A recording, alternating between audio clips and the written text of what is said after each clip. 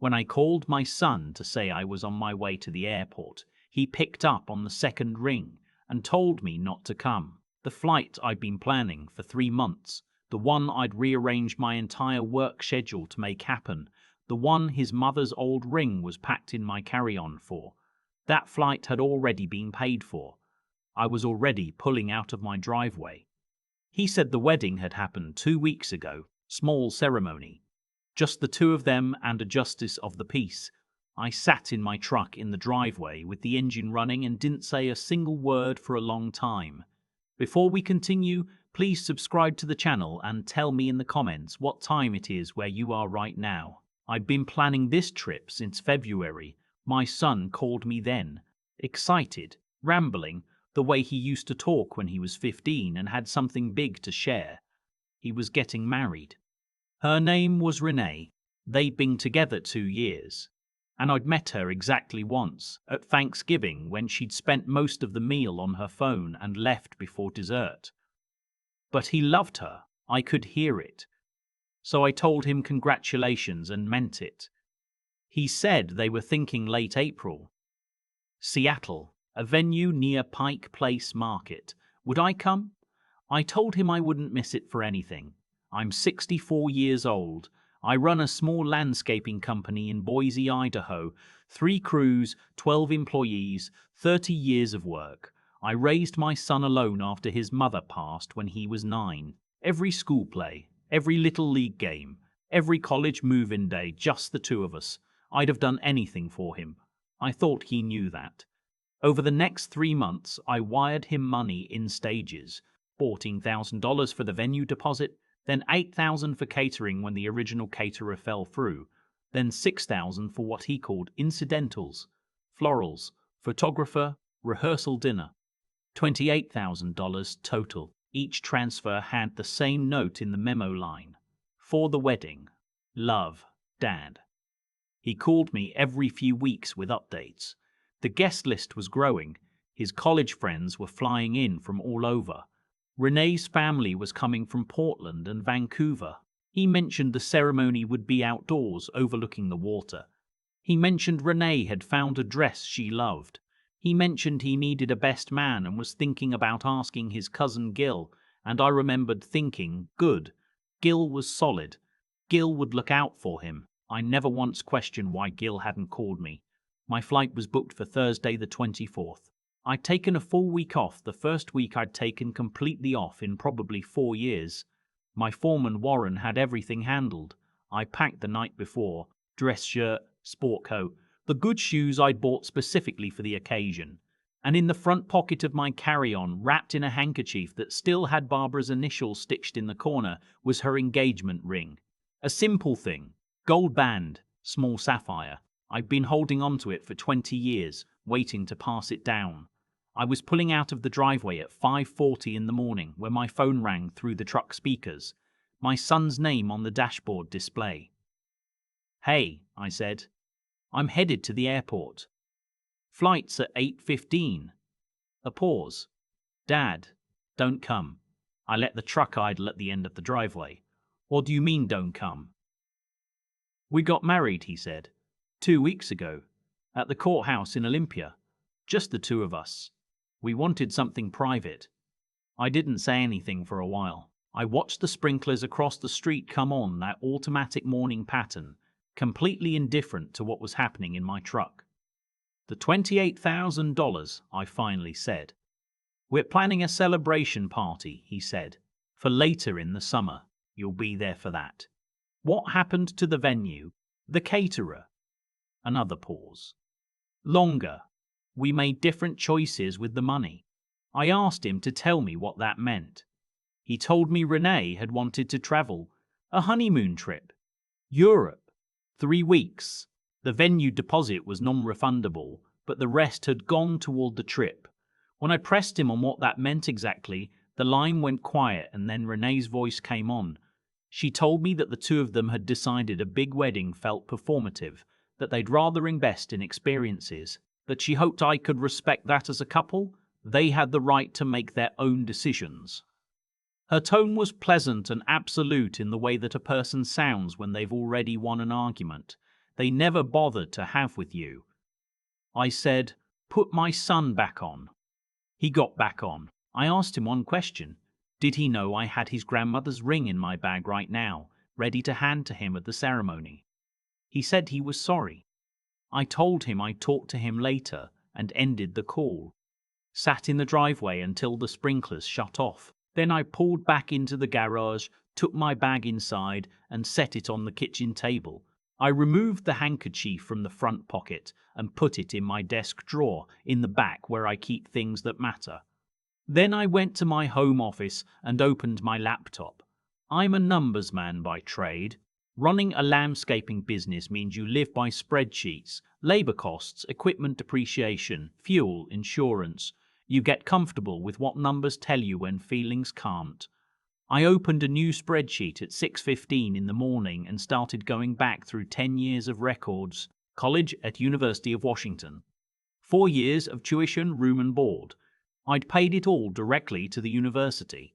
$86,000. I found the payment confirmations in my archived email and entered each one. After graduation, he'd needed help getting started. He was living in Seattle working in tech sales, but the city was expensive and entry-level salaries don't go far there. I'd helped with rent for 2 years. $1,800 a month, paid directly to his landlord. $43,200. Then the car. His Subaru had a blown head gasket in 2021. Not worth repairing. He needed something reliable to get to work. I co-signed on a Honda and covered the down payment.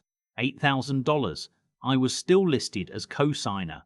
A laptop for work when his company issued one was stolen. $2,200. Moving expenses when he relocated to a nicer apartment in Capitol Hill. He'd said the neighborhood was better, closer to the office. I'd sent $3,000. The emergency fund I'd set up when he called me during the pandemic, scared and unemployed. $20,000 into a joint savings account I could monitor. I pulled up that account on my banking app and looked at the transaction history. The balance was $412. I scrolled back through the withdrawals. Most were labeled with vague descriptions. Transfer to checking, personal. A few had his name, 3 had initials I recognized from one of his text messages. RC, Renee Calloway. I kept adding to the spreadsheet. When I finished, the total sat at $163,000, not counting the $28,000 for the wedding that was never held. Add that in and you get $191,000 over 10 years. Not loans. I'd never called them loans. He was my son. I gave because I loved him and because I could, and because that's what a father does. I wrote the number down on a legal pad and looked at it for a while. Then I started a new column. What I had left. The business was worth something. Equipment, accounts, the 3 crews I'd built from nothing. My house was paid off, bought in 2004, worth maybe $380 now. I had a retirement account through my accountant, a CEP IRA had been funding since I turned 40. Life insurance. A used F-250 that I needed for the business. I worked until 8:30. By the time I would have been boarding my flight, I had a clear picture of everything I owned and everything I'd given away. I called my accountant first. Left a voicemail asking for an urgent appointment about estate planning. Then I called my attorney, a woman named Patricia, who'd handled my business contracts for 12 years. She picked up on the first ring. I told her I needed to change my will. She asked if I wanted to talk about it first. I said there wasn't much to talk about. My son was the sole beneficiary of everything. I wanted to change that. She asked me to come in Thursday afternoon. I told her I'd be there. The bank was my third call.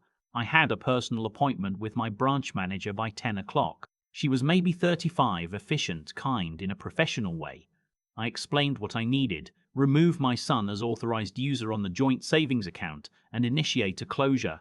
Transfer the remaining balance to my individual account. Cancel the automatic transfers I'd had running for the past 2 years. The standing payment to his landlord that I'd forgotten to stop after he moved. She asked if I was sure. I told her I was certain. The account was closed by 11. The $412 sat in my account. I looked to the balance and thought about what it represented. The last of $20,000 I'd put there, so my son would never have to feel scared. And then I drove to work. My foreman, Warren, gave me a look when I walked in. "Thought you were in Seattle." "Change of plans," I said. "What needs doing?"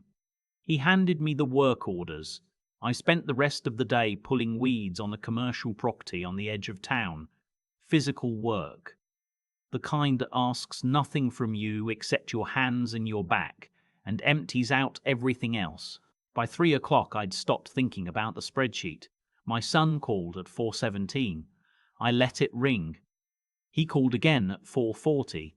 I was loading equipment into the trailer. I let it ring again.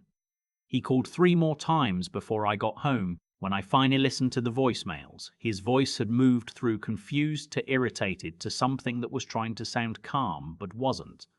"Dad, Renee tried to use the account today and it was closed. Can you call the bank? I think there was an error." Then, "Dad, I need you to call me back. This is important." Then, "I don't know why you're not picking up. If this is about the wedding, we should talk. Renee says you're probably just processing. Call me." I set my phone face down on the kitchen counter and made dinner.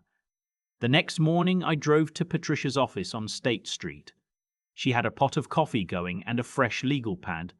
I laid out the situation plainly. My son, the money, the wedding that didn't happen, the account that had been drained.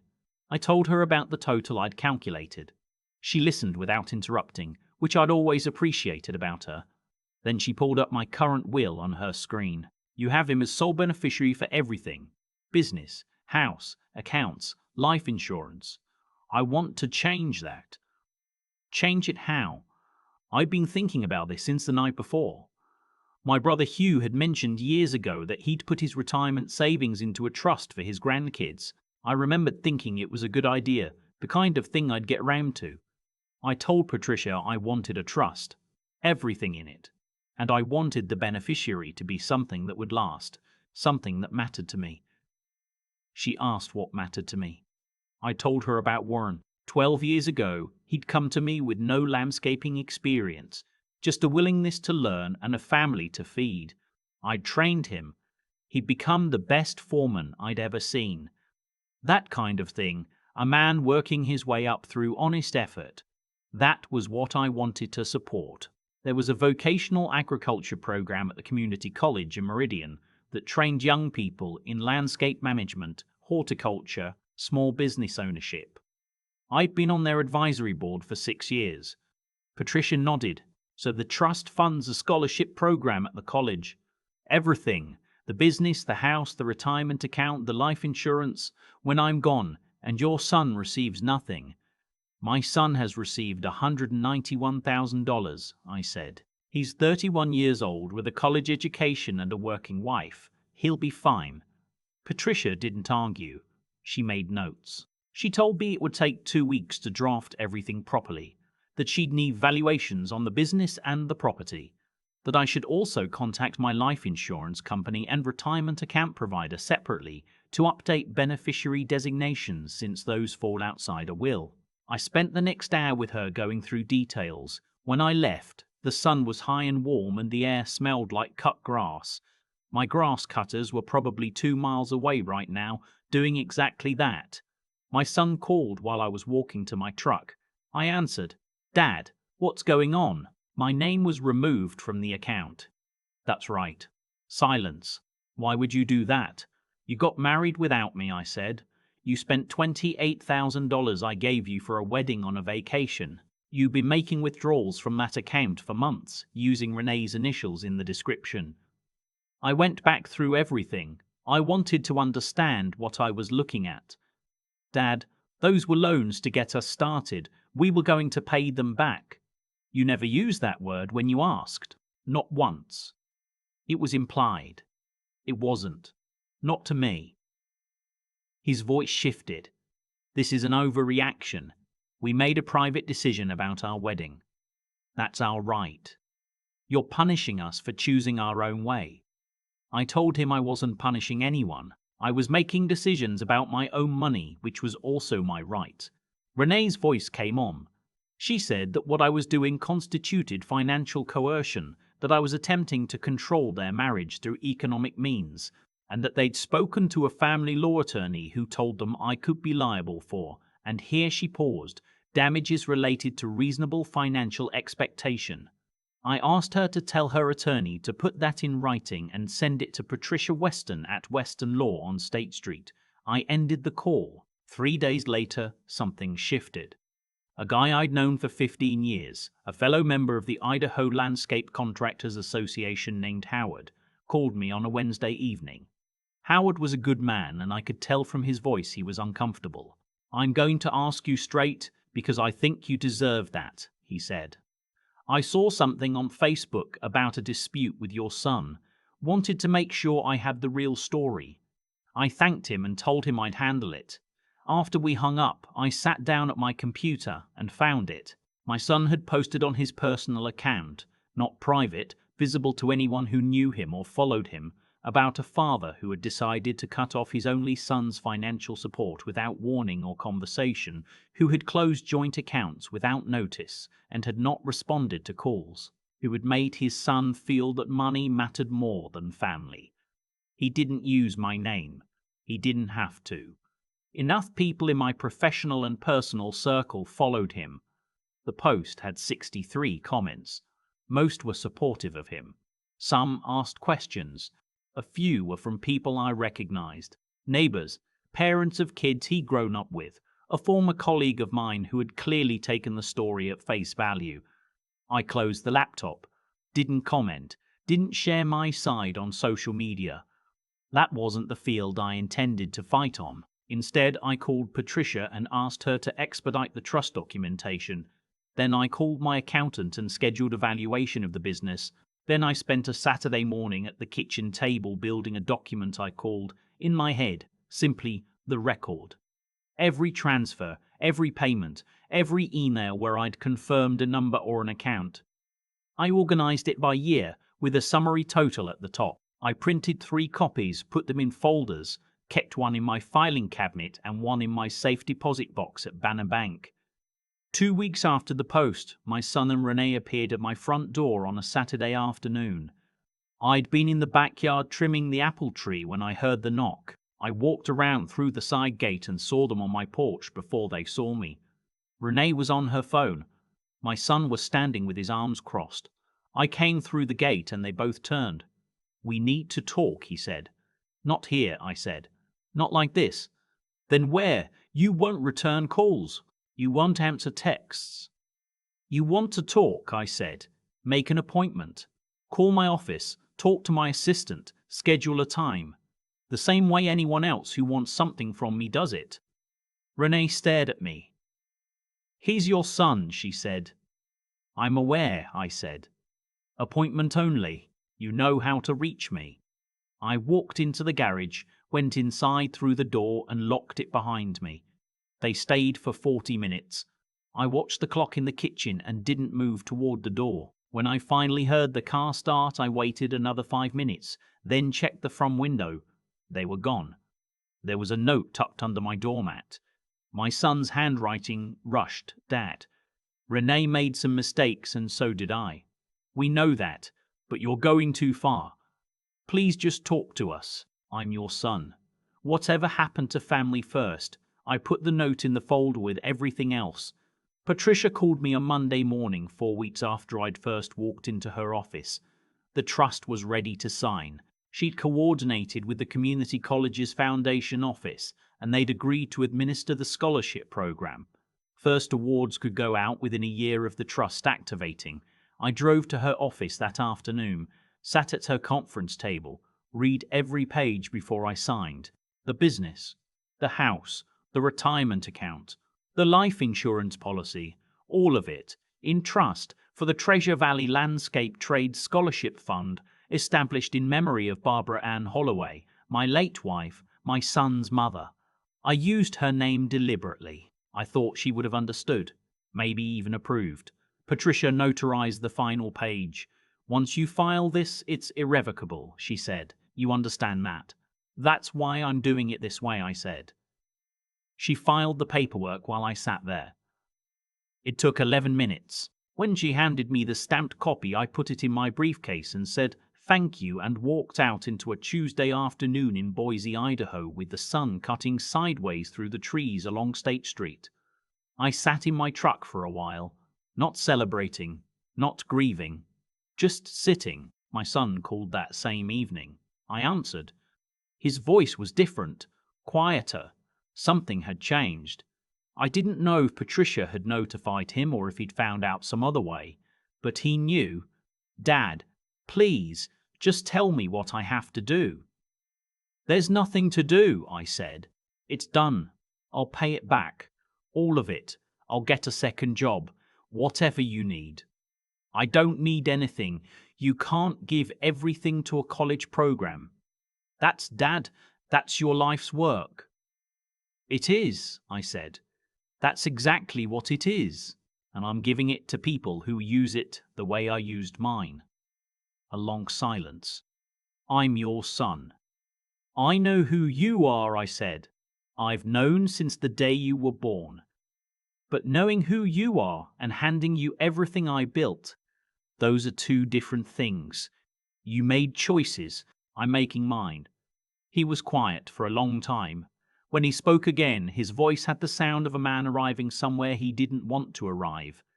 "Is there anything I can say?" "No," I said. "There isn't. Take care of yourself. I mean that." I ended the call. Set the phone on the kitchen counter. Stood there for a minute looking out the window at the backyard, at the apple tree I'd trimmed on Saturday, at the garden Barbara had planted the year before she got sick that I'd kept up ever since, out of habit, and something else I didn't have a word for. Then Renee called. I let it go to voicemail. She left one. Her voice was different too. No more attorney language, no more talk of damages or reasonable expectation. She sounded tired. She said she wanted me to know that she hadn't intended to come between a father and his son. She said some of the money decisions had been her idea, and she was sorry. She asked if there was any way to reconsider. I listened to the whole message, then I deleted it, not out of cruelty. I want to be honest about that. I deleted it because the time for those conversations had been available for months, and none of them had been offered. The apology came after the trust was filed, not before. That timing told me everything I needed to know about the motivation behind it. A month after that, I heard through a mutual acquaintance that they'd moved from Seattle to Portland. Fresh start, someone said. I filed that away and didn't think much about it. My son sent one more message, 6 weeks after our last phone call. A text, just a few sentences. "I know I can't change what happened or what you decided. I'm sorry I hurt you. I hope someday we can find our way back to something. You don't have to respond." I read it 3 times. Then I set the phone down and went back to the bid I was working on for a commercial property contract near the airport. I did respond, eventually. 2 days later, I wrote, "I hope you build something good. That's all I've ever wanted for you." And then I put the phone down and went outside. The thing about landscaping is that you spend your days making things grow that weren't growing before. You put work into ground that doesn't care about you, and if you do it right and show up consistently and pay attention to what the ground is telling you, eventually something comes back, not always what you planted, sometimes something better. I'm 64 years old. My knees tell me about it every morning. I've got 3 crews working and a foreman who knows this business better than almost anyone I've met. I've got an apple tree and a garden and a safe deposit box with a sapphire ring in it. The scholarship program at the college had its first information session last March. 12 students signed up to apply. Warren's youngest daughter was one of them. She's 17, sharp as anything, wants to run her own operation by the time she's 30. I sat in the back of that room and watched her ask questions and thought about Barbara, about the way she used to say that love without limits isn't love, it's just fear of loss wearing love's clothes. I thought she was being hard when she said it. I was younger then. I understand it now. The applications were due April 1st. The first awards will be announced in June. I already know who deserves it. I'm staying out of the committee's decision, the way you're supposed to. But I know talent when I see it. That's the work now.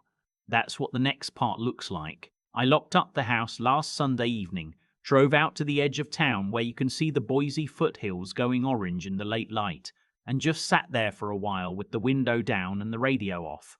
No phone, no spreadsheets, just the hills and the sky going quiet. It was enough. It was more than enough. I keep coming back to something Barbara used to say. She said love without limits isn't love. It's just fear of loss, wearing love's clothes. I thought she was being hard when she said it. I was in my 30s then, and I thought the job of a parent was to make sure your child never ran out of anything. Time proved me wrong in a way I didn't expect. What happened between me and my son didn't start the morning I sat in my driveway with the engine running and the phone in my lap. It started years earlier. Every time I transferred money without asking what it was for, every time I refilled an account that had been drained without explanation, every time I told myself that this was what fathers did. I wasn't wrong that fathers give. I was wrong about what I was actually teaching him.